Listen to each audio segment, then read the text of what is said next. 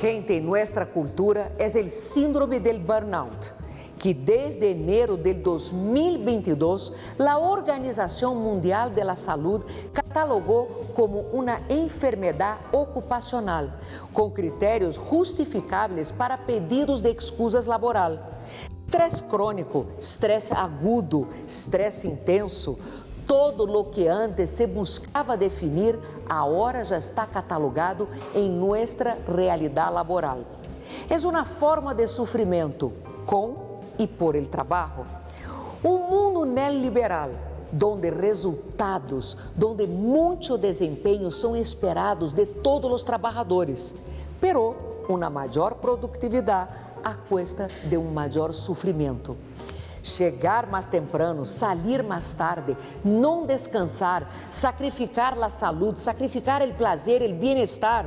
Sofrimento humano que se torna um capital.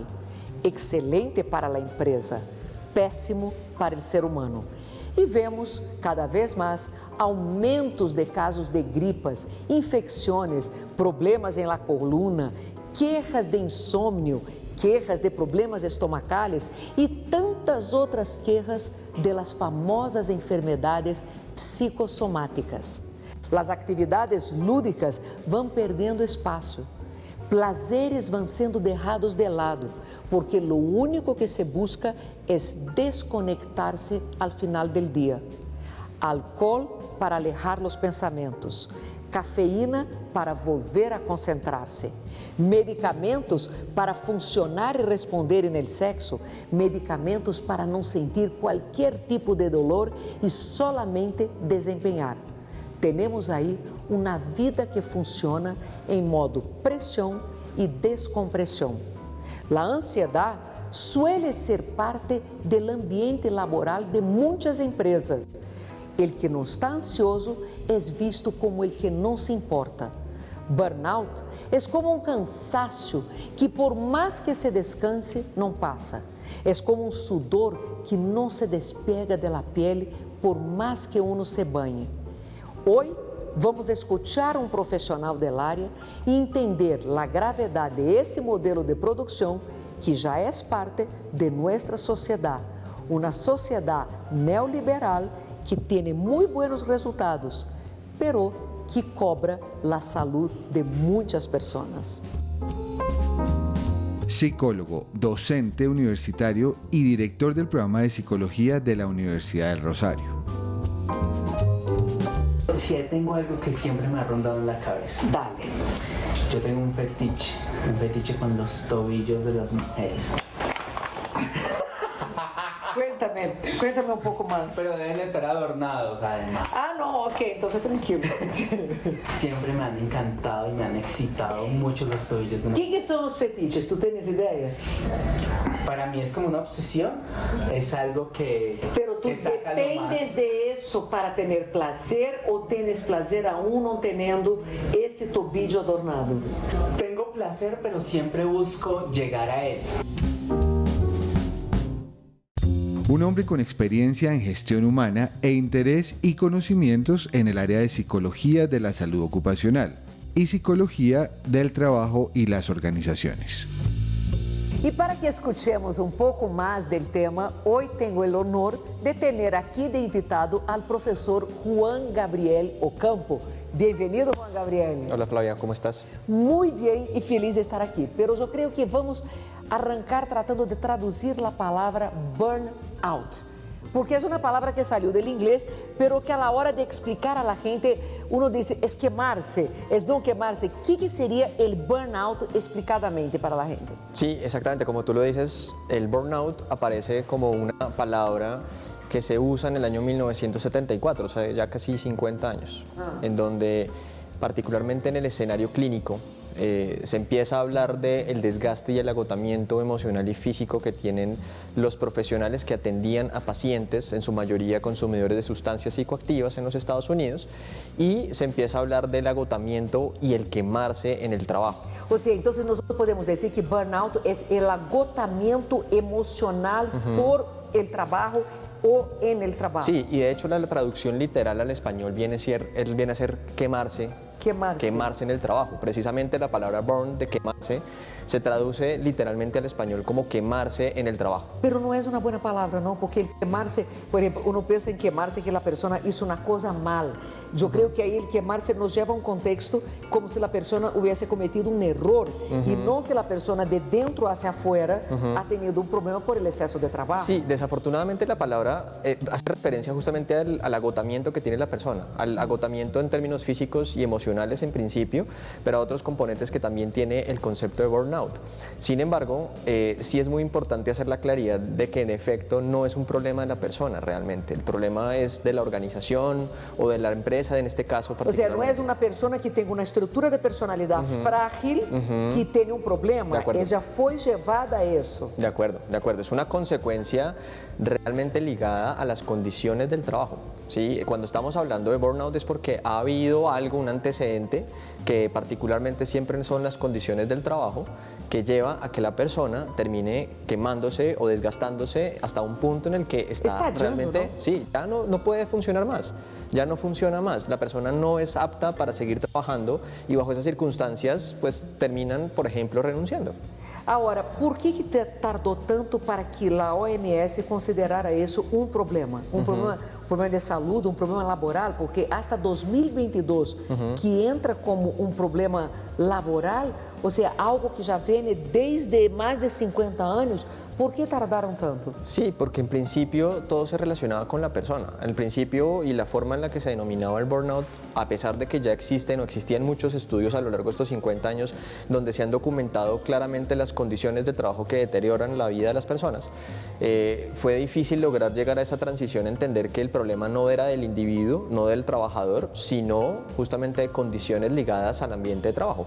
Entonces, ¿eso en qué le pone? Que esa clasificación internacional de enfermedades, que es la que tú has mencionado, ya desde este año se reconoce como una enfermedad de origen laboral y eso es absolutamente importante porque le da un reconocimiento y una relevancia al tema. Incluso por temas de seguro de salud, Por ¿no? supuesto, porque ya se ahora reconoce. ya hay un cubrimiento por el tema del seguro para buscar Exactamente, ayuda. ya se reconoce cuando la persona en efecto está enferma por el trabajo, ¿sí? Cuando ya llega un punto en el que no es solamente estrés, es que no estamos hablando ya de estrés, el estrés aquí ya se ha cronificado, ya se ha extendido por más tiempo del que una persona podría recuperar. Entonces, en esas circunstancias, las personas evidentemente ya llegan a un punto en el que no tienen más o que aportar realmente a la organización, no pueden dar porque realmente están agotadas. Pero eso solo pasa en grandes organizaciones o también podemos hablar de personas de burnout, por ejemplo, profesionales liberales, psicólogos como nosotros, no sé, gente que trabaja por cuenta propia, ¿también puede llegar a tener un burnout? Aquí se encuentra en cualquier tipo de trabajador. Es que la particularidad, y pues aquí haciendo alusión al concepto, el concepto pues aparece hace casi 50 años, después es retomado por una profesora en los Estados Unidos que es muy famosa que se llama Christina Maslach. Y Maslach dice, el burnout es la respuesta emocional al estrés crónico que se caracteriza por 3 dimensiones. Entonces la primera que es el agotamiento emocional y físico, el segundo que es el cinismo y la despersonalización, y el tercero es la falta de eficacia profesional. Y al principio ella decía, bueno, esto hay que estudiarlo desde el punto de vista de los profesionales de la salud o aquellos profesionales que trabajan con sus emociones o particularmente que están brindando una atención o un servicio. Pero más adelante se empieza a descubrir que no solamente se trata de este grupo de profesionales, sino que también hay escenarios como el educativo. Por ejemplo, los profesores, nosotros, por ejemplo, los profesores, somos personas que podemos estar, podemos vernos afectados rápidamente por el burnout, pero también después se amplía a todos los profesionales en cualquier campo, en cualquier área, en cualquier sector. ¿Estudiante también tiene burnout? Exactamente, para estudiantes también podría llegar a hablarse de burnout. Por supuesto, las categorías y el funcionamiento pues va a variar en función de que ellos no tienen funciones laborales, por ejemplo, pero sí tienen una carga y una demanda constante. Ter que una puede ser la presión actividad. para mostrar un desempeño. Exactamente. Porque yo entiendo el burnout en el momento en que tú sufres una presión constante para desempeñar. Yo había leído que, por ejemplo, dentro de los estudiantes de maestría y doctorado, hay una presión que viene de arriba. El profesor sufre presión para publicar, presiona a los alumnos para tener estudios e investigaciones. O sea, la cosa va creciendo que todo el mundo está que se estalla y abandona. De acuerdo. Porque el tema del burnout es que lleva al abandono del estudio o del trabajo. De acuerdo, y con lo de los estudiantes doctorales vino a ser un tema que se sabía que entre los salones y entre las mismas universidades se sabía que estaba teniendo lugar, pero solamente vino a ser boom en los últimos años y a ser como de verdad una reflexión, un momento y un alto en el camino de decir qué es lo que está pasando con estos estudiantes, porque realmente son estudiantes que son o están sujetos, por ejemplo, a la presión de una beca, al cumplimiento de unos logros específicos y unos indicadores en su rendimiento como estudiantes doctorales y sobre todo unos estándares muy altos de calidad donde la exigencia viene a ser a veces más alta de lo que ellos pueden responder en ciertas circunstancias. Entonces, todas esas demandas llevan a que las personas, bajo cualquier circunstancia de ese nivel de presión, pues terminen enfermándose. Vamos, enfermedades constantes, o sea, Claro, quando tú tienes un grupo o una persona que está constantemente enferma del estómago. Claro, enfermedades físicas relacionadas justamente con la aparición del estrés, ¿sí? O sea, la existencia del estrés, no el estrés, digamos, como respuesta natural que todas las personas tenemos ante las situaciones que son demandantes, ¿sí? Que todos tenemos esa misma respuesta,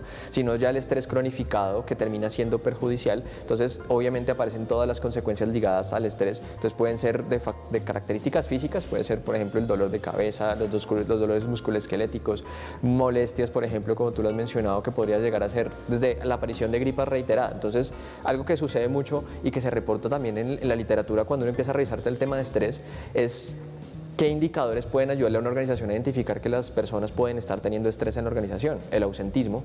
Cuando faltan mucho. Sí, cuando la gente falta mucho. Pide mucha excusa médica. Exacto, piden mucha excusa médica. Outra mucha del razón. cinismo, tú hablabas de cinismo, yo Exacto. tomaba por el sarcasmo.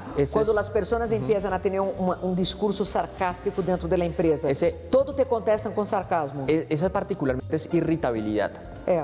Las personas que tienen ser más O quando irritables. choram por qualquer cosa. Eso también podría llegar a suceder, pero una característica del cinismo y la despersonalización es que esa es la característica interpersonal del síndrome de burnout. Exacto. Y es las personas empiezan a distanciarse de sus usuarios o el cliente, la persona con la que está trabajando, y finalmente lo que terminan es percibiendo a esa persona como un objeto, ¿sí? Entonces ya, por ejemplo, si uno fuera psicólogo clínico y está atendiendo a un paciente y está con burnout, probablemente ya no tenga tanta empatía ni tanta cercanía con esa persona, sino que ya lo empieza a ver como un objeto más dentro de su entorno, y eso es parte del distanciamiento psicológico en búsqueda justamente del propio bienestar de la persona, ¿sí? Y eso es algo muy interesante también que puede llegar a darse cuenta la gente cuando empieza a tener ese síntoma o esa dimensión particular del burnout. Juan Gabriel, existe el burnout pasivo y el activo. ¿Cuál es la diferencia entre uno y otro?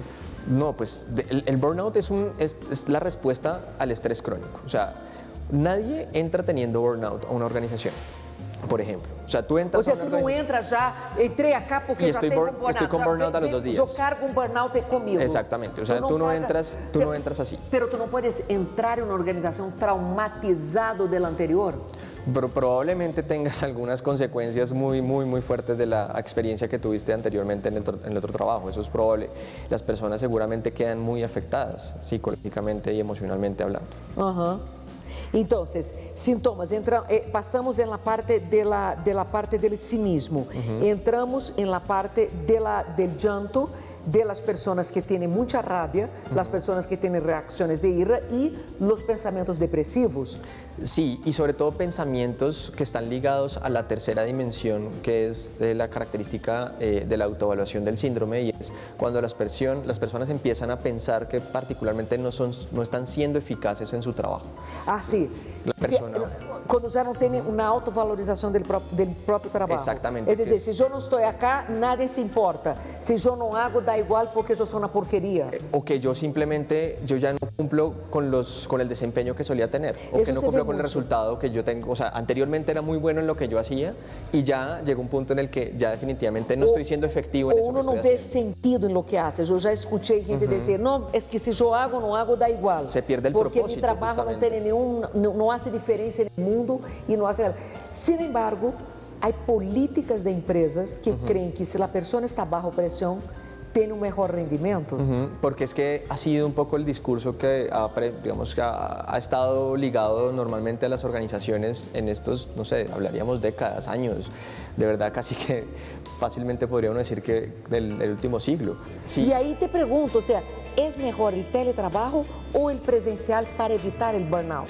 Pues mira que en los datos que han salido recientemente, después de todos estos 2 años de investigar y explicar un poco qué ha pasado con esto del teletrabajo, se han empezado a encontrar datos interesantes y es que las personas prefieren tener un modelo mixto en el que tengan trabajo en casa, pero también trabajo en la oficina. Esto pareciera tener un sentido en la medida en que hay mayor interacción social en las oficinas, hay posibilidad de conversar, de crear... El cafecito. El cafecito, poder tomarse, no sé, el agüita y sentarse a conversar unos 10 minutos, poder hacer unas pausas que en otro momento durante las cuarentenas estrictas y durante el trabajo virtual no se podían tener, porque justamente como tú lo decías, los trabajos se extendieron, el horario de trabajo de las personas terminó siendo desde que yo me siento a las 7 de la mañana hasta las 8 o 9 de la noche fácilmente y habían reuniones permanentemente, era saltar de Zoom en Zoom, de reunión en reunión y eso lleva a que las personas terminen sintiendo mucho agotamiento y que muchos no quieran regresar realmente a ese modelo de trabajo justamente por esas condiciones, porque no había como una educación sobre cómo es que se debe trabajar en la virtualidad, que eso es también otro proceso distinto. Y con la cuarentena y cuando entramos a la virtualidad y pues que fue obligado en particular, ¿cierto? Pues no todos éramos proclives y teníamos las competencias para eso, todos nos fuimos allá. Eso llevó a que las personas que no tuvieran ningún tipo de educación sobre cómo era trabajar en la virtualidad, pues no tuvieran prácticas sanas sobre cómo trabajar en la virtualidad. Entonces pasaba esto, de almorzar, entonces estar uno almorzando. Almorzar del computador. Y la reunión y entonces con la cámara apagada, el micrófono apagado, pero estar almorzando, comiendo al lado del puesto. O, por ejemplo, trabajando hasta las 10, 11 de la noche y las personas enviando correos. Ou como se ha visto casos trabalhando e ao mesmo tempo atendendo a classe de Exactamente, niño, porque atendiendo tinha a muitos papás de niños chiquitos que tinham que estar pendentes de como seus filhos estavam em classe. Exactamente. Existem ambientes ou condições que podem ser mais favoráveis ou mais de predisposição para o burnout? Ou seja, o companheiro chismoso, é esse que provoca burnout? Ou o chefe que me chama, me manda mensagem de WhatsApp às 3 da manhã? Qual é a característica que pode levar a isso? Ou que ambientes levam a isso? Perfectamente podrías encontrar un ambiente que te puede predecir que va a haber burnout en las personas cuando es un ambiente hostil de trabajo.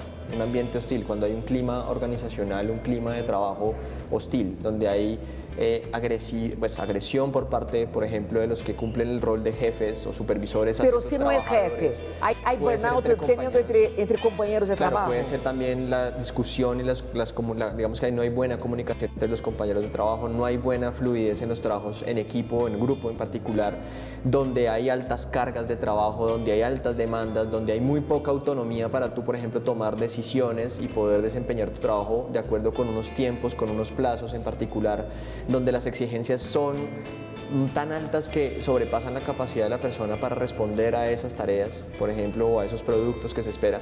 Y entonces todo ese ambiente va de alguna forma prediciendo que las personas van a terminar enfermándose por algún lado. No todos van a terminar llegando seguramente a estar con burnout. Pero hay que hacer un jefe en ese caso, una organización. El problema no es el jefe, el problema son las personas, o sea, los coetáneos, los compañeros de trabajo.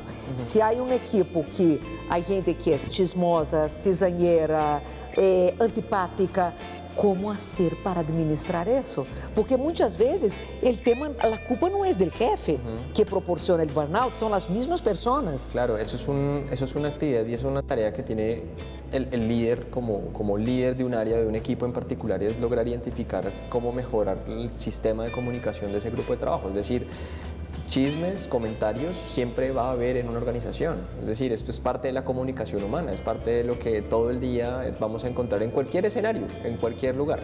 Pero, ¿qué es lo que puede hacer el líder frente a eso? Pues mejorar los sistemas de comunicación con los trabajadores, cómo establecer de pronto el grupo de trabajo, no sé, de pronto dividir en pequeñas tareas el grupo para que cumplan de pronto aquellas personas que no tienen rencillas, por ejemplo, podría ser una solución, ¿sí? Encontrar puntos de negociación y punto de equilibrio entre el grupo de trabajo, ¿sí? Yo no creo que la primera solución sea directamente echemos a la gente, porque pues a veces suele suceder eso también, inmediatamente vamos a echar a las personas porque sí, existe empresa que identifica uno, dos, tres chivos expiatórios y vamos a echar a eso, lo que puede generar un burnout porque aumenta el miedo sobre los otros que se quedan. Las personas, claro, las personas lo que empiezan a percibir es que hay mucha inseguridad en su trabajo, ¿sí? Y la inseguridad en su trabajo se empieza a percibir desde, por ejemplo, empiezan a echar a las otras personas porque, por ejemplo, no cumplieron con el indicador de este mes. Entonces yo ya estoy como en peligro, estoy en amenaza. Y esa amenaza permanente, esa inseguridad sobre mi trabajo, pues también lleva a que se eleve, por ejemplo, la tensión y el estrés por eso. ¿A ti te ha dado alguna vez burnout? Yo creo que sí. ¿Sí? Yo creo que sí. ¿Cómo que tú has identificado? ¿Cómo lo identifiqué? Porque Porque una estaba- cosa es muy difícil como profesional uno tener la humildad e identificar que está sufriendo de lo que trabaja. Claro, y yo la sentí particularmente y sentí que llegué a un punto de quiebre cuando yo iría terminando mi maestría.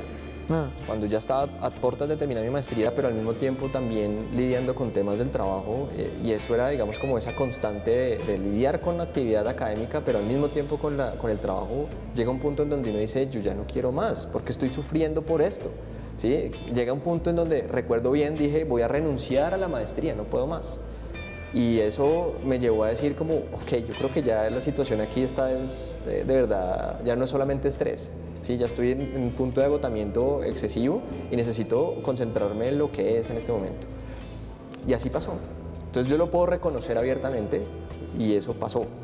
¿Necesitaste de alguna manera o buscaste algún tipo de intervención profesional de alguien, ayuda de alguien? Necesité particularmente tiempo para reorientar, por ejemplo, mis tareas, ¿sí? De no irme como en bloque, tratar de resolver todas las cosas, pero sí entender que había que organizar las actividades, había que mover los tiempos, había que pensar un poco más en plazos y no todo en bloque. Entendido. ¿Sí? Porque eso también puede estar pasando, es las personas nos centramos en un bloque de actividades y decimos tenemos que sacar todo al mismo tiempo y no necesariamente es así, tiene que ser una tarea de pronto secuencial. ¿Cuál es el momento para buscar ayuda? Cuando se sientan así. Cuando sientan Cuando así. sientan el Pero tiene que agotamiento. tener la humildad para reconocer eso, porque hay gente que no tiene esa humildad, Claro, y hay que reconocer- pasa a culpar todo su entorno. Claro, y hay que pasar a reconocer también que no todos tenemos la capacidad de resolver los problemas por nuestra propia cuenta, que llega un punto en donde necesitamos buscar ayuda profesional y por supuesto tenemos que recurrir a nuestra misma organización en caso de que yo efectivamente vea que la situación está relacionada a mi trabajo. Tengo que buscar los recursos dentro de la organización para decir, mire, algo me está pasando y necesito ayuda. Yo no voy a cumplir con los plazos porque usted me puso que para dentro de 15 días tengo que entregar el informe del proyecto y mínimo me demora un mes. ¿Sí? Eso hay que elevarlo, hay que hacerlo saber, hay que conversarlo, eso es parte también importante. ¿Y qué tipos de tratamiento funcionan? ¿Medicamentoso, terapéutico? ¿Cuál es la forma para tratar el burnout? Una vez que el problema está y la persona se quemó. Principalmente ha sido con profesionales de la psicología. Pero solo terapia o medicamentos o aparte de renunciar al trabajo, o sea, porque también hay burnout familiar. Puede que una mujer o un papá esté agotado de toda la presión familiar también y no puede simplemente abandonar todo. Entonces, ¿cuál es el tratamiento aquí para que uno realmente tenga un buen resultado? Sí, pues tratamiento farmacológico no podría decirlo, no conozco particularmente alguno, pero lo que normalmente se recomienda para las personas es empezar un tratamiento de carácter psicológico, ¿sí? Empezar con un profesional de la psicología, empezar a abordar esa problemática y empezar a Botar el identificar- celular en la basura. Podría ser una buena tarea, de pronto borrar el WhatsApp nada más, de pronto para que el jefe no le esté escribiendo a la persona. Sí, borrar Tantas al horas, borrar al contacto, jefe exacto. puede ser una buena solución de entrada o quitarle notificaciones al correo, ya puede ser una sola Pero tú sabes que solución. ahora me hace acordar una historia así también, que también atendí, o sea, de un tipo que estaba furioso porque una de las personas que trabajaban para él no contestaba celular quando chegava na casa. De las 7 de la noche y fines de semana, porque a mulher de ele lo tenía proibido. E ele quedava transtornado com isso. E traía esse tema para a terapia e dizia, ou seja, ele é mandado por la mujer, não tem personalidade. Ou seja, era uma coisa que para ele não era admissível não poder falar com seu funcionário, com seu empleado, en las horas que él necesitaba. Pero vale mencionar que ya hoy en día en Colombia es ley la desconexión laboral. O sea, ya es ley, ya estamos protegidos por la ley. Decir, Ups. si yo a partir de las 6 de la tarde quiero no contestar llamadas ni atender cosas del trabajo, estoy protegido por la ley porque dice que hay desconexión laboral, lo cual debería ser una práctica que no tenga que estar solamente vigilada por la ley, Pero sino la gente tiene la miedo, ¿no? práctica de la organización. Sexualmente, ¿cómo afecta el burnout?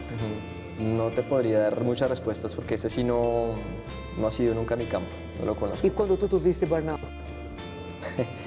Eso cuando pasó conmigo, no sé. En ese momento no estaban muy bien las cosas en general. En forma general. En general. Pero poderíamos teorizar que la persona está desconectada con ella misma y por supuesto se va a desconectar y no va a tener nada para poder comunicarse con el otro. Sí, Si es que partimos... el punto aquí es que el síndrome afecta en general a la persona y afecta los comportamientos, afecta los pensamientos, afecta las emociones y afecta todo lo que ha sido tu vida, tus prácticas, tu rutina, ¿sí? Cambia todo también para tu vida, ¿sí? Y entonces en esa medida, pues obviamente vas a empezar a ver afectaciones en otras dimensiones y en otras áreas de tu vida, ¿sí? Y eso es importante tenerlo en cuenta. Hay tipos de personalidad que son más, digamos, predispuestas a burnout? Sí, se reconoce particularmente la famosa personalidad tipo A, la que no sé si la has escuchado, suele ser la persona que carga con mucha energía, ira, es muy centrada en los logros, en la efectividad, etc. Y en estas personas particularmente se encuentra, primero, que son personas muy propensas a enfermedades cardiovasculares, pero también propensas a este tipo de síndrome y de reacciones y consecuencias a partir del estrés, porque pues permanentemente están en un nivel muy elevado de cumplir metas y ser muy efectivos, eficientes con su trabajo. ¿Cuál es el estado más grave que una persona puede llegar cuando sufre de un burnout o cuando se quema durante ese proceso? Que puede ser llegar, pues por supuesto, a abandonar todo en su vida. Perfectamente, poder llegar hasta el punto en donde la persona ya no va a tener capacidad de respuesta a nada. Y eso, precisamente los datos de las renuncias y el ausentismo, pues es una forma de mostrarle una fotografía a la gente, decir, mire, para que una persona renuncie porque está agotada por su trabajo, tiene que estar muy mal. Un trabajo que antes disfrutaba, un trabajo que antes le generaba mucha satisfacción. O la vida de forma general, no disfruta de la vida. O la vida en general en todas sus dimensiones, para que llegue un punto en que la persona quiera renunciar y dejar todo tirado. Por eso es porque realmente el agotamiento ya es de un nivel superior. Bueno, vamos a un corte muy rápido y ya regresamos. ¿Y si a ella no le gusta? Aí é que negociar. Esse é um tema normalmente, porque tu não puedes imponer tu forma de prazer sobre a outra pessoa. E a cama é um terreno de negociações, onde uno de verdade diz, a mim me gusta, será que tu puedes ceder um pouco aí e eu puedo também sentir prazer, sabe? Aí um jogo aqui de dar e receber na cama. Esse tema me hace acordar algumas películas. Não sei se te acordas, há muitos anos, uma famosa com Michael Douglas, que era Um Dia de Fúria, onde ele vai entrando em todos esses passos, ele sente que o trabalho que ele faz não lhe interessa a nadie, que ele já está totalmente desconectado, ele tem o cinismo, o sarcasmo, e chega ao ponto da fúria, da ira, e corre uma arma e vai como um louco por las calles e todos os lados. O sea, ¿será que una persona podría llegar a ese punto? Pues yo espero que no tengamos que llegar hasta ese punto para que puedan solucionar el problema a una persona, pero esa película es impresionante. Claro, pero digamos que obviamente un poco en la exageración hollywoodense de la cosa, pero es una forma también de mostrar cómo llegan las personas hasta un punto donde hay un quiebre, donde ya el trabajo está siendo, primero, muy rutinario, muy operativo, en donde ya la persona no tiene ningún desafío, no tiene ningún reto por cumplir. No hay ningún tipo de retroalimentación, yo creo que todos necesitamos, porque nosotros nos constituimos a partir de la mirada del otro. Si no tenemos nada de retroalimentación, nada que nos diga, está bien eso que tú haces, de acuerdo, me gusta, de acuerdo. La persona se va sintiendo disminuida. Claro, y porque la persona no va a tener también quien le diga si lo está haciendo bien y si está cumpliendo los propósitos, si está cumpliendo las metas, si está cumpliendo un indicador, cómo lo está haciendo, ¿sí? Que es fundamentalmente también importante para el desempeño de las personas.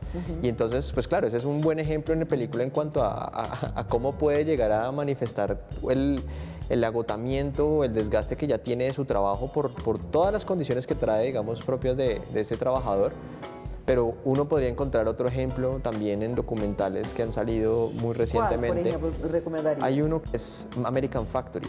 Es un documental que en su momento pues, ganó el Oscar, premio Oscar, mejor documental, y fue apoyado por Barack Obama y la esposa, por Michelle.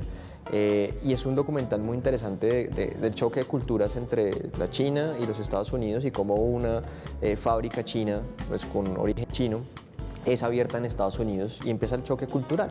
Pero detrás del choque cultural es también ver cómo es que los chinos tienen un entendimiento acerca del trabajo, ¿sí? Entonces no hay descansos, Se trabaja más horas, se paga menos, ¿sí? Y tiene que trabajar mejor, tiene que hacerlo con más tiempo. Wow. Y entonces ese punto de trabajo, esa historia, digamos, narrada desde el punto de vista de los trabajadores norteamericanos, es darse cuenta cómo es una cultura del trabajo china, ¿sí? Y el choque cultural que se da allí es el trabajador americano termina siendo a los ojos del chino un vago, perezoso. E eu te iba a perguntar, ao contrário, se Estados Unidos era o modelo mais neoliberal, mais de desempenho e mais que nos enfermaria, e me dices agora Claro, porque... que el documental mostra ao contrário, como Claro, se fueron los vagos. es lo contrario porque precisamente para ellos en la China no era posible que existiera una idea de un sindicato, que no había ideas de, por ejemplo, mejorar las condiciones del trabajo, ¿cierto? Mientras que los norteamericanos han estado acostumbrados a un sistema en donde hay sindicatos, donde hay mejoras en los salarios, E del isso pago os mínimo. europeus, porque os europeus sim que estão bem acostumbrados. Que están mejor acostumbrados que los norteamericanos y entonces ese choque cultural es muy interesante. Y lo que uno empieza a ver allí son trabajadores que empiezan a narrar desde su propia vivencia y dicen esto es un trabajo que me va a llevar a mí 10, 15, 20 años de mi vida haciendo exactamente lo mismo. Todos los días de mi vida estoy aquí haciendo esto. ¿Qué sentido tiene esto para vivir? O sea, ¿qué calidad de vida puede tener trabajar 10 horas haciendo lo mismo durante toda mi vida? É sobre isso, então, o sistema de trabalho. Deve ser muito interessante Sim, essa sim, comparação sim. entre China e Estados Unidos. Algum outro que te acuerdas para recomendar? Um, Eu me acuerdo de American Beauty. Sim, Pero tú me sim, decías que não é tanto de um burnout, sino que de la vida, ¿no? Ele se quema de la vida. Sí, con American Beauty es particular la situación de este hombre porque pues es una persona que ya no tiene relación con su familia, que está completamente aislado, Pero es un burnout, que tiene un de alguna trabajo. manera. De alguna forma llega a un punto en el que ya no le importa nada y termina saliendo incluso de su trabajo porque el trabajo tampoco le generaba ningún tipo de satisfacción, ya no le generaba ningún tipo de motivación. Pero digamos que no está muy relacionado propiamente con el burnout que estamos trabajo. hablando aquí particularmente. Pero sí es un contexto bien interesante del cómo reacciona él en particular a un trabajo que ya no le produce ningún tipo de satisfacción, que no le genera motivación alguna.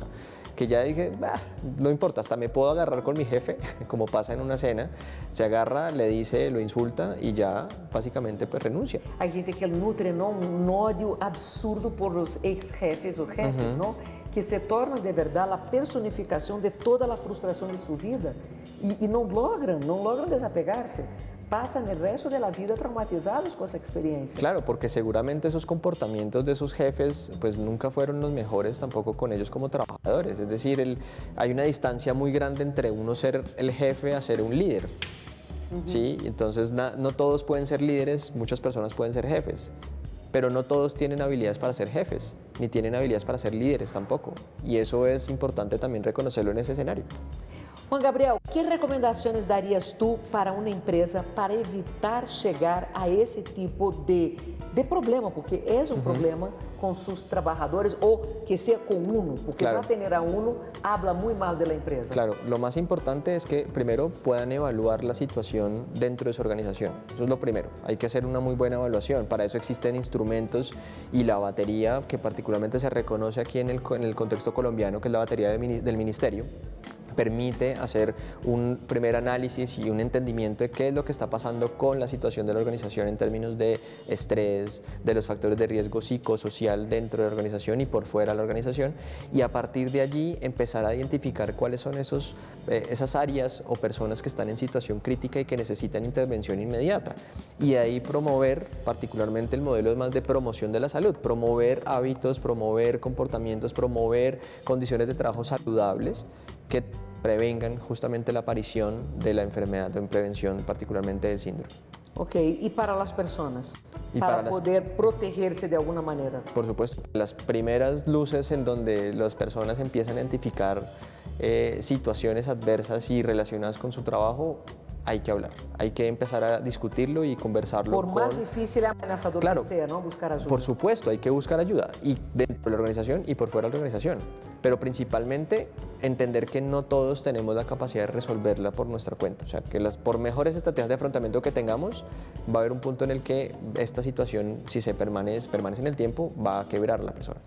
Bueno, Juan Gabriel, yo no sufro de burnout porque Placeres con Flávia es un placer escuchar, es un placer conversar.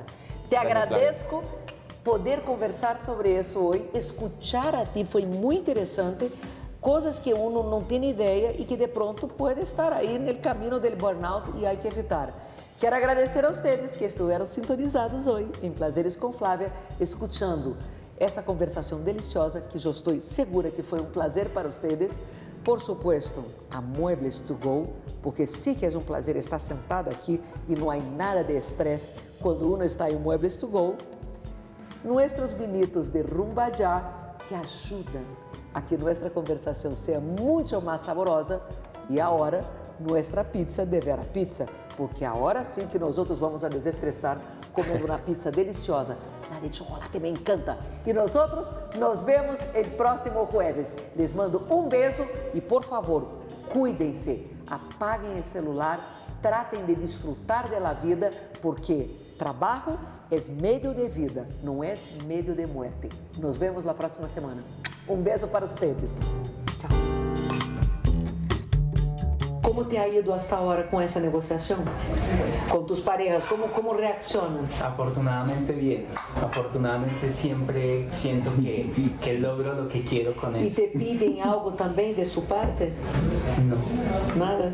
¿Y estás dispuesto a dar? Porque acuérdate siempre, la cama es para negociar. En el momento en que pides, tienes que estar dispuesto también a dar. Yo creo que depende hasta dónde me pida. Por ejemplo, a mí no me gusta que me laven las orejas. Ok. Y no quiero que me pidan las orejas. Prefiero dejar el tobillo. a ¿Y un lado. dejas eso claro antes de empezar? No. Hay que dejar. Yo solo dejo que fluya. ¿Y si te muerde las orejas? La quito.